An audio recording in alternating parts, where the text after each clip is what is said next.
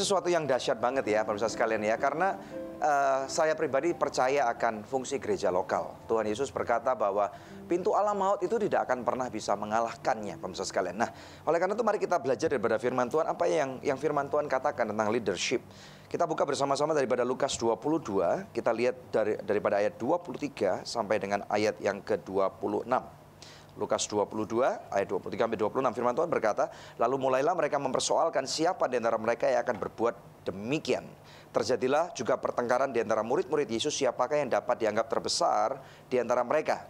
Yesus berkata kepada mereka, raja-raja, bangsa-bangsa memerintah rakyat mereka, dan orang-orang menjalankan kuasa atas mereka disebut pelindung. Ayat 26, tetapi kamu tidaklah demikian, melainkan yang terbesar di antara kamu hendaklah menjadi sebagai yang paling muda, dan pemimpin sebagai pelayan.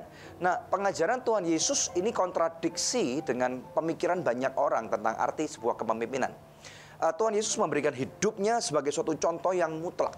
Ya, dia tidak memilih murid yang terbaik untuk mati, tetapi dia memilih dirinya untuk mati demi murid-muridnya, demi setiap daripada orang percaya, bahkan buat Anda dan saya. Luar biasa sekali. Ini lead by example-nya luar biasa. Kemudian yang kedua, Tuhan Yesus juga, kita belajar daripada apa yang dikatakan oleh Pak Yosia di hari ini, bahwa Tuhan Yesus memberikan kesempatan.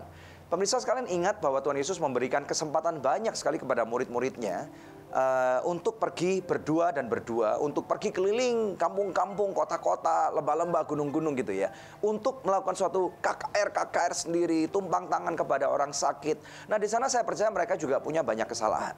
Nah, ini artinya pemimpin itu terpanggil untuk memberikan suatu kesempatan. Ya, bagaimana dengan Anda, para pemimpin yang sedang menyaksikan acara ini? Sudahkah Anda terpanggil untuk memberikan kesempatan bagi orang-orang yang Anda pimpin?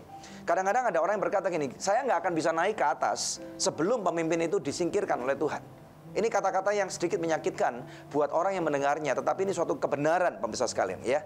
Jangan sampai ada orang yang kita pimpin berkata, saya tidak akan pernah bisa naik menggantikan orang itu kalau orang itu nggak meninggal duluan, atau orang itu digantikan, dipindahkan oleh Tuhan ke negara lain, ke kota yang lain. Nah, ini kesempatan waktunya untuk kita bergandeng tangan, bukan mengenai kompetisi.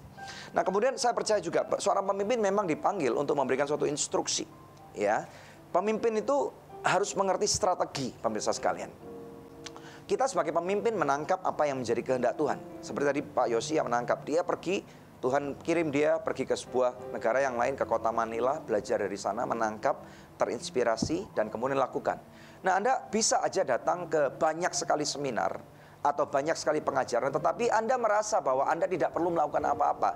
Saya percaya bahwa Anda buang-buang waktu, pemirsa sekalian. Nah, sekarang waktunya untuk pada waktu Anda mau belajar, memberikan strategi, tangkap apa yang menjadi hatinya Tuhan.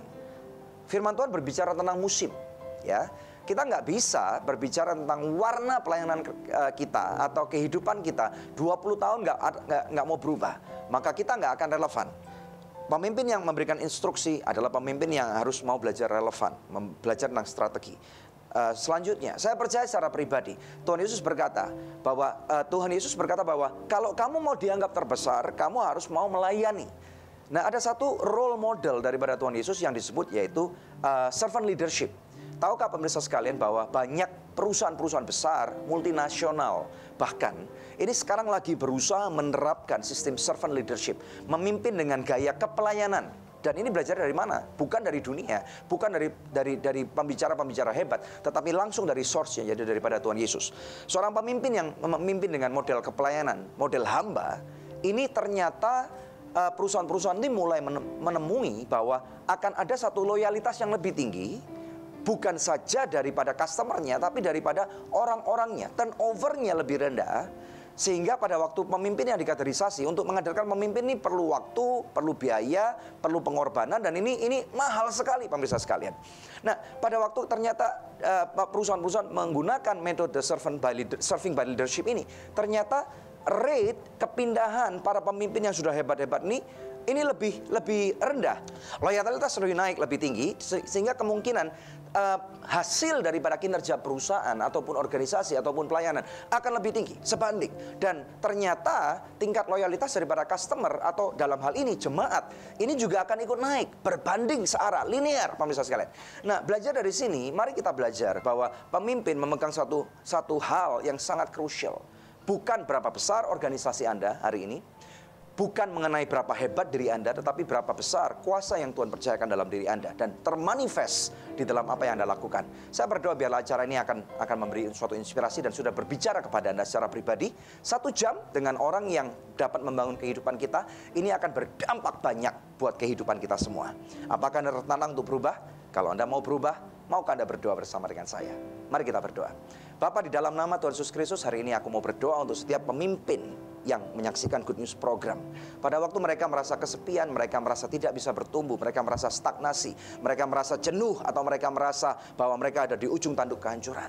Tuhan, Kau lawat hati mereka, dan biarlah ada suatu reformasi dalam pikiran, dalam hati, dan Tuhan bangkitkan para pemimpin-pemimpin yang dahsyat, yang mau untuk menjadi seperti Engkau. Bukan menjadi seperti orang-orang hebat, tetapi mau menjadi seperti Kristus. Mari pemirsa sekalian, terima lawatan kasih karunia daripada Bapa menyertai kehidupan saudara sekalian. Aku memberkati Anda di dalam nama Tuhan Yesus Kristus. Terima, pemirsa sekalian, terima.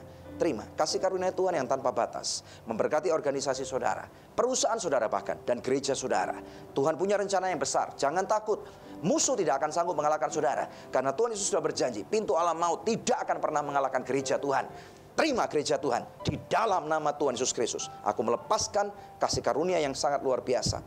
Your grace is abounding in us, Lord. Terima kasih, kami terima berkat-Mu dalam nama Yesus. Yang percaya dan diberkati oleh Tuhan bersama dengan saya, katakan bersama-sama, amin. Hai pemirsa, Anda diberkati dengan episode yang baru saja Anda saksikan. Jangan lupa subscribe di channel YouTube kami, oke? Karena masih ada begitu banyak episode Good News lainnya yang pasti akan memberkati kehidupan Anda.